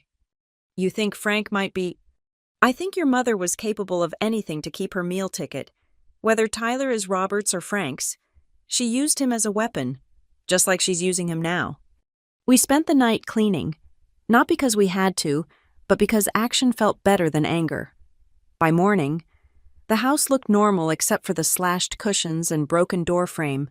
I called a contractor, arranged repairs, insisted on paying. With my money, I told Grandma when she protested, my recovered money, let them know their theft is fixing what they broke. Harvey filed criminal charges for the break-in and added harassment to our countersuit. But the real blow came from an unexpected source, Janet Morrison, Mom's former coworker, called with information. I probably shouldn't tell you this, she said when we met at a coffee shop near campus. But Diane came to the store last week, begging for her job back. Mr. Fletcher almost felt sorry for her until she mentioned needing money for lawyers to get what was stolen from her. She said that, in front of customers, made a scene. Security had to escort her out. Janet slid a USB drive across the table. Security footage. Mr. Fletcher thought you might need it for your case. Shows her state of mind. I watched the footage that night. Mom, thin and wild-eyed, screaming about injustice and theft, while minimum wage workers tried to calm her. It was pathetic and terrifying, this woman who'd stood by while I was abused, now raging about her own victimhood. Tyler appeared in frame near the end, trying to pull her away. He looked exhausted, older than his 22 years. For a moment, I almost felt sorry for him. Then I remembered Grandma's slashed cushions and the feeling passed. Margaret published her article the next week. When Family Means Finance, a case study in inheritance abuse, She'd anonymized names, but the story was clear: parents who'd systematically stolen from their child, enabled by a system that prioritized parental rights over fiduciary duty. The article went viral in legal circles. Harvey started getting calls from other attorneys with similar cases. Grandma received letters from other grandparents who'd watched helplessly as their grandchildren were plundered. "You've started something," Margaret told me. "Your case could set precedent." But I didn't want to be a precedent. I wanted to be a student, focusing on derivatives and market analysis instead of depositions and motions. Each court filing took time from studying, energy from building my new life. Then came the email that changed everything, not to my school account or personal one, but to my old work address, forwarded by a former colleague. "Rachel, they say I'm dying, liver, like Frank. Funny how we match even in death. Tyler can't handle it, can't handle me. I don't blame you for hating me. I hate me too. But I need you to know the trust, the money. It was Frank's idea. I went along because I was weak and scared and stupid. But it was never about hurting you. It was about surviving him. There's one account he didn't know about. I hid it like your father hid his $30,000. It's yours. Tyler doesn't know. The details are below. I'm sorry. For all of it. For choosing him. For failing you. For being the mother you deserve to hate. Mom." I stared at the screen, reading and rereading. Another hidden account. Another deathbed revelation. Another attempt to rewrite history with apologies. I forwarded it to Harvey without comment. "It's real," he confirmed the next day. "The account exists, in her name only, opened after Frank's death. The question is what you want to do about it. Is it really mine? Legally, no. She could leave it to anyone. But if this email constitutes a will of sorts, it doesn't matter. I don't want it. Rachel, I don't want her money. I wanted my money. I got most of it back. This is something else. This is her trying to buy forgiveness from beyond the grave. $30,000 is significant money. So was dignity. So was safety. So was love without price tags. I couldn't buy those for any amount." I thought about it. "Can we donate it to a domestic violence shelter?" Harvey smiled. "We can, though Tyler might contest it. Let him fight for scraps while I build something real." The donation was arranged quietly. The Diane Morrison Memorial Fund at the Mount Fairview Women's Shelter, $30,000 for women escaping what Mom never could, or never would. The distinction mattered less than the result. Tyler called when he found out. I didn't answer. He left a voicemail, raging about theft and betrayal and family loyalty. I deleted it and blocked the number. Some patterns were meant to be broken. Mom died 2 weeks later. I heard from Janet. Not Tyler. "A quiet service," she said. "Few attendees." Tyler looked lost. She added, "Like a child playing dress-up in his father's suits." "Are you going?" she asked. "No, I said goodbye years ago. This is just paperwork." But that night, I sat with Grandma and we looked through the photos the thieves had missed, ones from before Frank, before the theft, before the breaking, pictures of a young mother with her daughter, both smiling, both unaware of what was coming. "She loved you once," Grandma said, "before she learned to love herself less." "I know. That's what makes it worse. She chose to stop." "Yes, she did. And you chose to survive it. That's the difference between you when life got hard. You got stronger. She just got smaller until she disappeared entirely." I flew back to Philadelphia the next morning. Midterms waited. Study groups and internship applications, and the future I was building dollar by recovered dollar. Tyler would bury our mother alone. Rage alone. Face his choices alone. The golden child left with fool's gold, and the knowledge that favor without foundation crumbles. My phone buzzed as I settled into my library carrel. Harvey again. The last motion was dismissed with prejudice. Tyler can't file anything else related to the trust. It's over. Really over this time. Over. I tested the word. Felt its weight. Frank in the ground. Mom joining him. Tyler cut off from both my money and my life. The spreadsheets closed. The evidence filed. The case won. "Thank you," I told Harvey. "For everything. Send me your final bill." "Already paid," he said. "Your grandmother insisted. Said it was an investment in justice. And in you?" Of course she had. Grandma, who'd waited 15 years with file folders and faith, who'd stood up when standing up mattered, who'd shown me that family was choice, not chance, and love was action, not words. I hung up and opened my finance textbook. Chapter 12. Risk Management and Portfolio Theory. I almost laughed at the irony. I'd been managing risk since I was 18, building a portfolio of evidence against the people who should have been my security. But that was over now. Really over. Time to build something new. Something mine. Something that no one could steal or slash or contest. I bent over my books and began. Christmas Eve in Philadelphia. Snow fell soft and silent outside my window as I wrapped the last present, a leather-bound journal for Grandma, embossed with her initials. The apartment smelled like apple pie. My first successful attempt using her recipe and the dish she'd insisted I keep. 2 years had passed since that Thanksgiving when everything changed.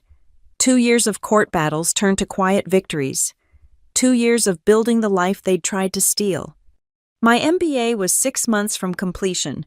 The internship at Goldman Sachs had turned into a full-time offer, starting salary more than I'd ever dreamed. But numbers on paper meant less than the peace of each morning. Waking without fear. Checking bank accounts that no one else could touch. The doorbell rang. Grandma stood in the hallway, snow in her silver hair, carrying a poinsettia and her overnight bag. "Merry Christmas Eve, honey. You're early. I was going to pick you up at the station." Caught an earlier train. Couldn't wait. She handed me the plant, then pulled me into a hug that smelled like cinnamon and home real home, the kind built on trust instead of terror. We spent the evening cooking together, her teaching me the timing for perfect roast chicken, the secret to gravy without lumps. She moved slower now, 75 years showing in careful steps, but her mind remained sharp as the knife she wielded with practiced precision. "I have news," she said over dinner, "about Tyler." I set down my fork. We hadn't spoken his name in months. "What kind of news?" "He reached out through Janet, wants to apologize, says he's been in therapy, working through everything, has a job now, an apartment. He's trying to build something honest." "Good for him." "He asked if you'd be willing to meet, just coffee, no lawyers, no arguments, just conversation." I thought about Tyler at 24, finally working, finally independent, finally free of our mother's poison. Maybe someday, not yet, maybe not ever, but I hope he finds peace. "That's fair, more than fair," she smiled. "You've grown so much, Rachel, not just successful-wise." After dinner, we sat by my small Christmas tree, sharing the quiet, no television, no phone calls, no demands, just us, the snow, and the kind of silence that felt like safety. "I've been thinking about forgiveness," Grandma said suddenly. "Not for them, for us. How holding on to anger is like gripping a hot coal, it only burns the one holding it. I'm not angry anymore. I'm just done. They're strangers who happen to share some DNA. The opposite of family, really. And what is family?" I thought about it, watching snow swirl past the window. Family is showing up with file folders when someone's ready to fight back. Family is teaching someone to make pie in a new city. Family is believing someone the first time they show you bruises. Family is choosing each other, Grandma agreed. Every day, especially the hard days. My phone buzzed. An email from Harvey. I almost ignored it. Christmas Eve meant no legal business, but the subject line caught my eye. Final estate matter, good news.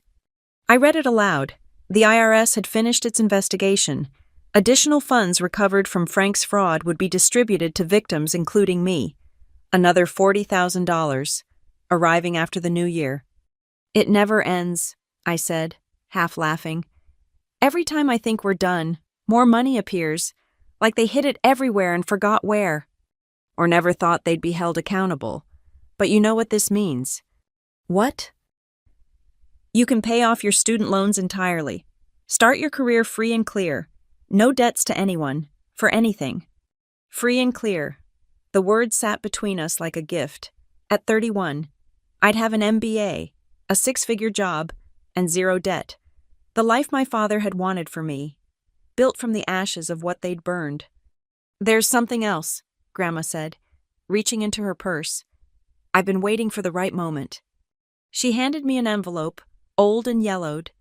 Inside, a photograph I'd never seen Dad and me at maybe age 5, building a sandcastle. On the back, in his handwriting, Rachel's first beach trip. She insisted on making it perfect, knocked it down 3 times before she was satisfied. My little architect of happiness. Where did you find this? Safety deposit box I'd forgotten about. There are more, a whole box of memories they couldn't steal. But this one? This reminded me who you've always been. Someone who won't settle for less than what you deserve. I traced my father's writing, this evidence of love that predated everything broken. Thank you. Thank Harvey. He reminded me about the box during one of our strategy sessions. She smiled. Said you deserve to have good memories along with the vindication. We talked until midnight, then said goodnight. But I couldn't sleep. Mind full of sandcastles and spreadsheets, bruises and breakthroughs. I got up and opened my laptop, not for work but to write. Dear Tyler. I typed and deleted a dozen versions before settling on simple truth. Grandma told me you want to meet. I'm not ready. May never be.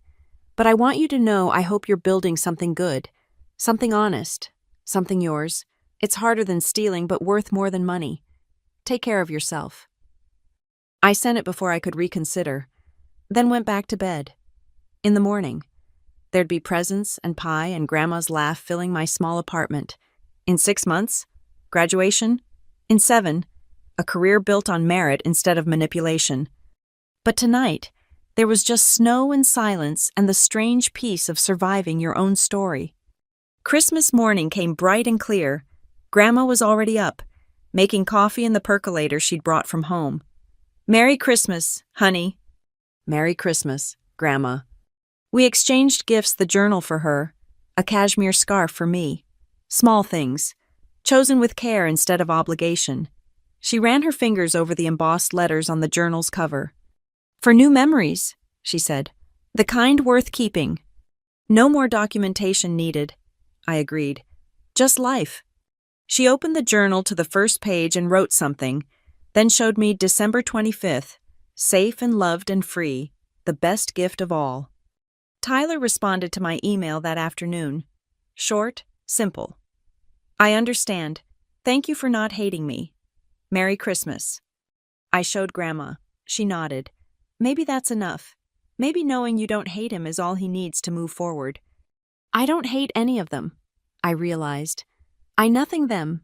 They're just done, filed away, case closed. The best revenge, Grandma said, is needing no revenge at all. We spent the day cooking, watching old movies, being the family we'd chosen to become.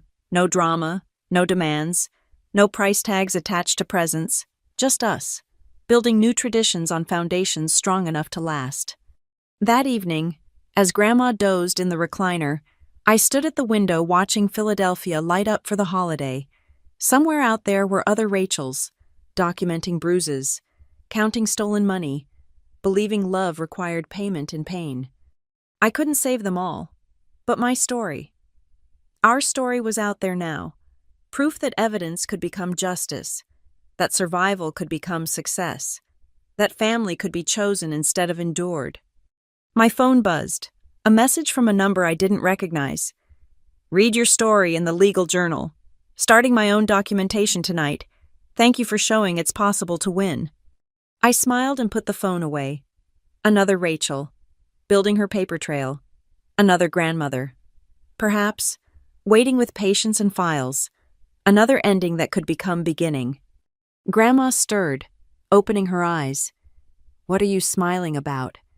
The future, I said. All of it, every free and clear moment. Good, she said, settling back. It's about time. Outside, snow began falling again. Inside, we were warm and safe and chosen. The bruises had faded, the accounts were recovered, the case was closed. But the life, the real life, the free life, the life built on love instead of fear was just beginning. And it was perfect. Not sandcastle perfect, knocked down until it met impossible standards, but real perfect, earned perfect, ours perfect. The girl who'd documented her own destruction had become the woman who'd authored her own happy ending, with interest. Finally, blessedly, completely free. Thank you so much for listening to this story. I'd love to know where you're tuning in from. Please share in the comments below so we can connect and exchange thoughts about Rachel's journey. If this story resonated with you, please consider subscribing to the channel and hitting the like button. And if you want to help this story reach more people who might need to hear it, please click the hype button. Your support means the world and helps these stories find those who need them most.